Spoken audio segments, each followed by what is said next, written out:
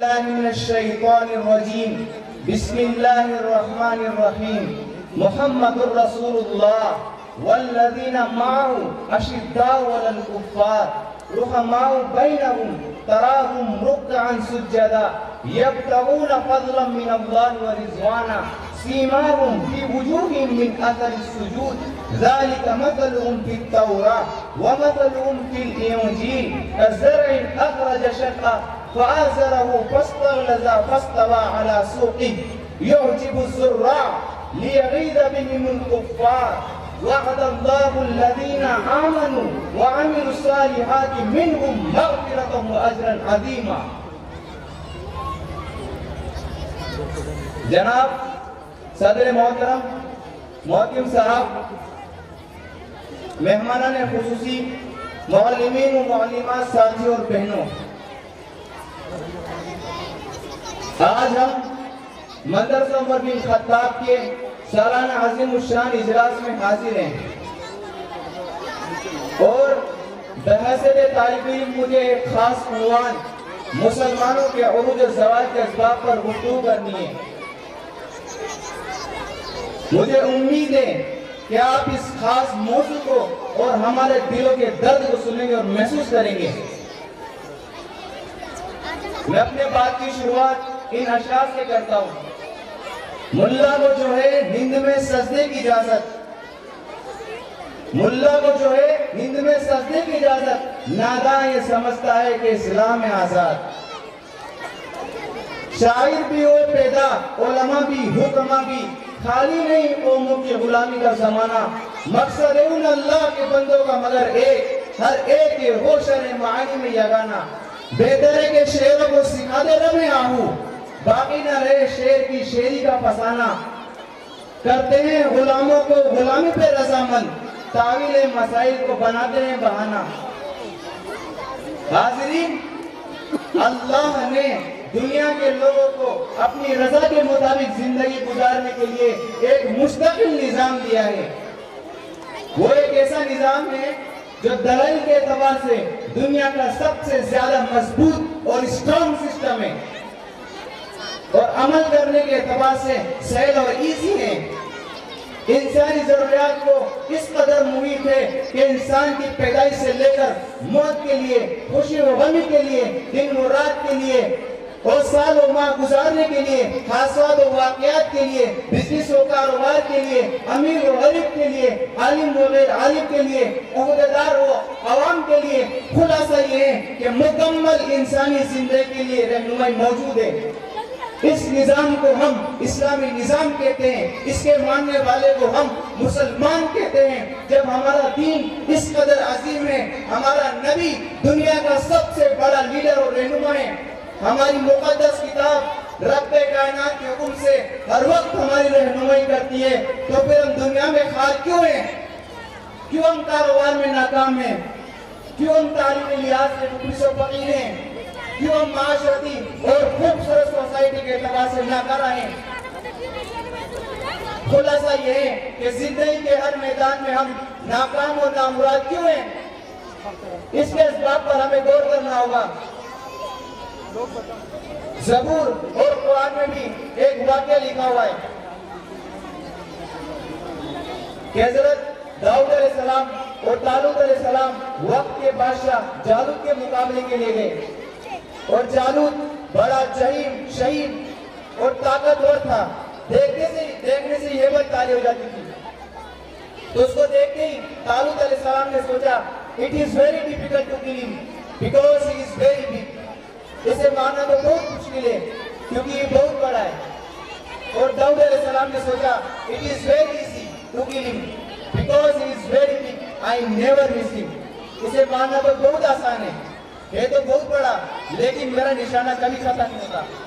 और ऐसा ही हुआ, दाऊद अलैहिस्सलाम ने एक पत्थर उठाया और जालूत की पेशानी पर मारा और उसको वही मौत के घाट मार दिया। तो आदमी जैसा सोचता है वैसा एक्ट करता है, वैसा कार्य करता है। तो हम भी अगर बड़ा सोचेंगे तो बड़ा कर सकते हैं।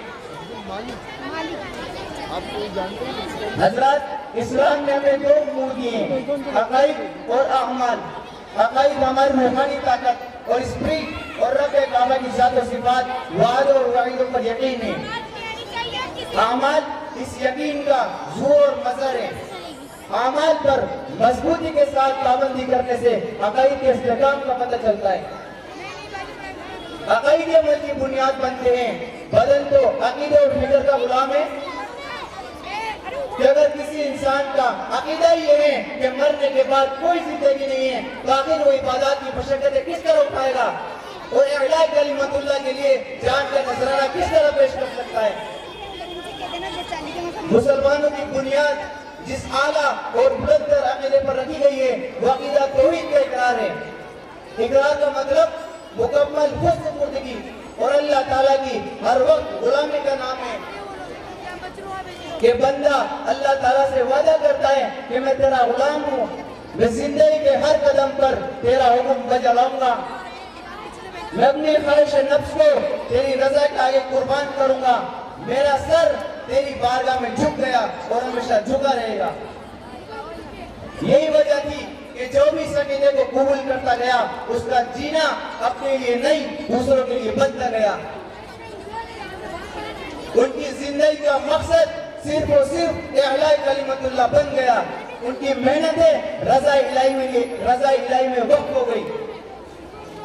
इसी की मंजर कशी करते हुए किसी शायर ने कहा है, राहत पे थी दौड़ और भाग उनकी, फकत हक पे थी जिससे थी लाभ उनकी, धड़कती न थी खुद ब खुद आग उनकी, शरीयत के कब्जे में थी बाग उनकी, जहाँ कर दिया नरम नरमा गए वो, जहाँ कर दिया गरम गर्मा गए वो। इस अकीदे ने उन्हें औसाफ हमीदा का पैकर बना दिया और इन तमाम कमालात की बुनियाद और असल ज़ात खुदाबंदी पर मजबूत ईमान था। उनकी दूसरी खूबियत थी कि जब वो इबादुर रहमान में शामिल हो गए तो साथ ही साथ अपने दीनी और मिली मसाइल में कौम की इज्जत का बातिल से समझौता न करने वाले बन गए। कौम की इज्जत का बातिल से समझौता न करने वाले बन गए। उनके तमाम रिश्तों और जाती ताल्लुकात की बुनियाद सिर्फ ईमान था। वो हर चीज पर ईमान को तरजीह देते थे। वो बातिल से किसी किस्म का समझौता नहीं करते थे।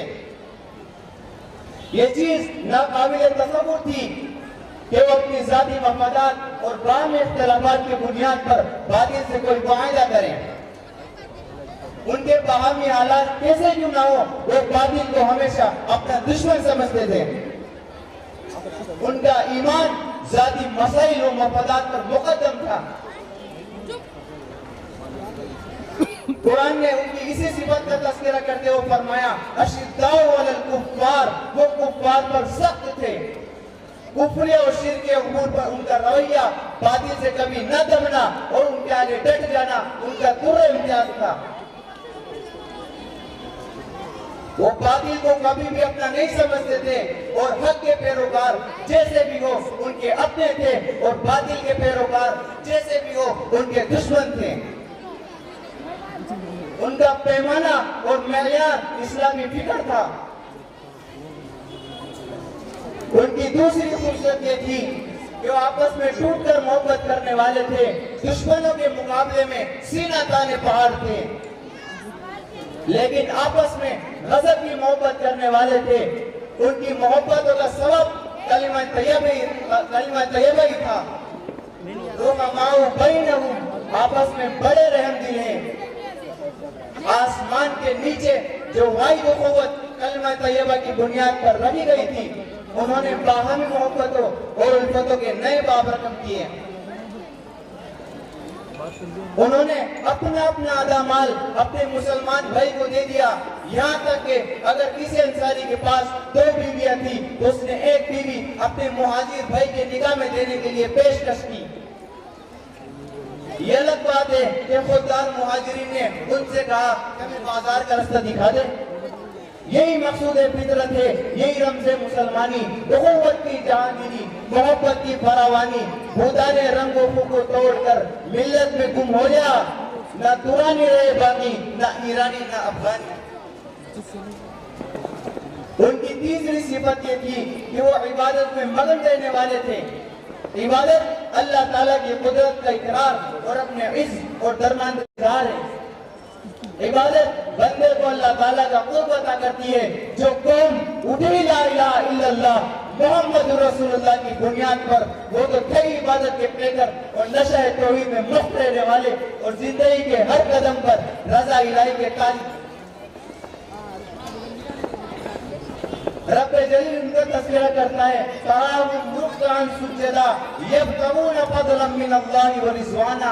तो उन्हें रुकू और सजदे करते हुए देखेगा। वो अल्लाह के फजल और उसकी रजा की मुतलाशी है। इसी चीज का तस्करा इकबाल के खूबसूरत अल्फाज में सुने। आ गया आयन लड़ाई मगर वक्त नमाज, आ गया आयन लड़ाई मगर वक्त नमाज, किबला रूहों के जमी बोस हुई कौम इजाज। एक ही सब में खड़े हो गए महमूद अयाज, न कोई बंदा रहा न कोई बंदा नवाज। बंदा हो साहिब हो मोहताज हो गनी एक हुए, तेरी सरकार में पहुंचे तो सभी एक हुए। उनकी चौथी सिफत ये थी कि अपने नफ्स का मुहासबा करने वाले थे कि हमने क्या खैर का काम किया, कौन सी काम से सरजद हुई, किस काम से हमें अल्लाह का कुर्ब मिलेगा, किस काम से हम अल्लाह से दूर होंगे। दिल सोच से खाली है, निगाह पाक नहीं है, फिर इसमें अजब क्या कि तू बेबाक नहीं है। जिस कौम में इख्तिसाबे नफ्स और मलामत ज़मीर का मलका पैदा हो जाए, जब कोई कौम अपने माजी का फीडबैक लेने लगे और अपने आमाल का अमला पेश करने लगे, तो उसे कोई ताकत गालिब आने से नहीं रोक सकती। यही चीजें मुस्लिम कौम की इम्तियाजी निशानात हैं कि जब किसी से कोई गलती सरजद हो जाती तो उसने न सिर्फ खुद ने इकरार किया बल्कि अपने ऊपर हद जारी करने का मुतालबा भी बड़ी शिद्दत और इसरार से किया। एक सहाबी रसूलुल्लाह सल्लल्लाहु अलैहि वसल्लम के पास आए और कहा, या रसूलुल्लाह, मैं शहर मदीना के किनारे पर एक औरत से करीब हुआ और मैंने जिमा के सिवा सब कुछ किया। या अल्लाह के रसूल, मैं आपके सामने हाजिर हूँ, आप जो सजा देंगे मैं उसके लिए तैयार हूँ। उस शख्स को किसी ने नहीं देखा था, लेकिन उसका जमीन अंदर से इस कदर जिंदा था कि उसने अपनी गलती का इकरार खुद किया। अपनी गलती के इकरार का मलका जिस कौम में पैदा हो जाए, वो कौम नाकाबिल तस्कीर हो जाती है। उनकी इबादुर रहमान की पांचवी सिफत ये है कि वो अल्लाह और उसके रसूल सल्लल्लाहु अलैहि वसल्लम के मुकम्मल ताबेदार और फरमाबरदार होते हैं। जो शख्स मुसलमान होता गया वो अल्लाह और उसके रसूल सल्लल्लाहु अलैहि वसल्लम की मुकम्मल इताअत और फरमाबरदारी का पेकर बनता गया। वो मुकम्मल तौर पर बारगाह इलाही में झुकता चला गया। उसने अपनी मर्जी को रज़ाए मौला की मर्जी के आगे कुर्बान कर दिया। उसने अपने नफ्स की बंदगी नहीं की बल्कि अपने खालिक व मालिक की बंदगी की। इसी इताअत और फरमाबरदारी की एक झलक देखनी हो तो ग़ज़वा तबूक में पीछे रह जाने वाले हजरत काब बिन मालिक रज़ियल्लाहु अन्हु का बयान सुने। वो फरमाते हैं कि जब रसूलुल्लाह सल्लल्लाहु अलैहि वसल्लम ने बात करने से मना फरमा दिया तो हम ऐसे हो गए जैसे हमें कोई जानता ही नहीं। गोया के आसमान और जमीन बदल गए। इसी तरह 50 रातें गुजर गई और कमाल इताअत का मंजर मुलाहिजा फरमाए कि जब रसूलुल्लाह सल्लल्लाहु अलैहि वसल्लम ने सहाबा को मना फरमा दिया कि आपने इनसे बात नहीं करनी, तो अपनी जाती ताल्लुकात और दोस्ती को बाला इताअत रख देते हैं। कोई उनसे बात नहीं करता, अपने पराये और दोस्त अजनबी हो जाते हैं। यहाँ तक कि उनका महबूब दोस्त जो उनका चाचा साथ भाई भी था, उनके सलाम का जवाब तक नहीं देता। इसी हदीस में हजरत काब रज़ियल्लाहु अन्हु फरमाते हैं कि अभी 40 रातें गुजरी थी, 10 दिन बाकी थे कि रसूलुल्लाह सल्लल्लाहु अलैहि वसल्लम का एक कासिद हजरत खुज़ैमा बिन साबित रज़ियल्लाहु अन्हु ने मुझे रसूलुल्लाह सल्लल्लाहु अलैहि वसल्लम का हुक्म सुनाया कि तुम अपनी बीवी से अलग रहो। मैंने कहा, क्या मतलब, क्या मैं अपनी बीवी को तलाक दे दूं या कुछ और? उन्होंने कहा, नहीं, बस अलग रहो, करीब मत जाओ। कमाल इताअत का अंदाजा लगाएं कि हुक्म पहुंचने पर कि हुक्म पहुंचने पर अपनी रफीका हयात को छोड़ने में भी कोई तामुल नहीं करते। इबादुर रहमान की छठी खासियत ये है कि वो अपनी अमानतों के पेकर होते हैं।